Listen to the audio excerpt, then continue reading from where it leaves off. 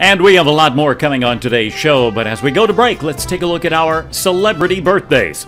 For July 13th, here are your celebrity birthdays. In 100 BC, Julius Caesar was born. In 1864, businessman John Jacob Astor. Later, he died on the Titanic.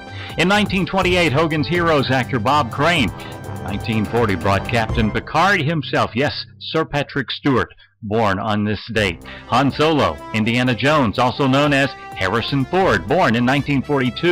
In 1944, it was a double. Rubik's Cube inventor Enro Rubik, as well as founding member of the Byrds and Rock and Roll Hall of Famer Roger McGuinn. Cheech Marin of Cheech and Chong in 1946. 1957 brought Jerry Maguire director Cameron Crowe. Back in 1977, actress Ashley Scott was born.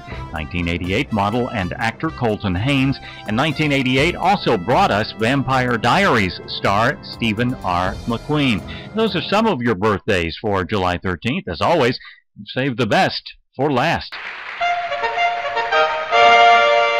Finally, our big birthday of the day, Christina Wallace. Happy birthday, Christina. Your friends just want you to know that Hawaii is going to miss you.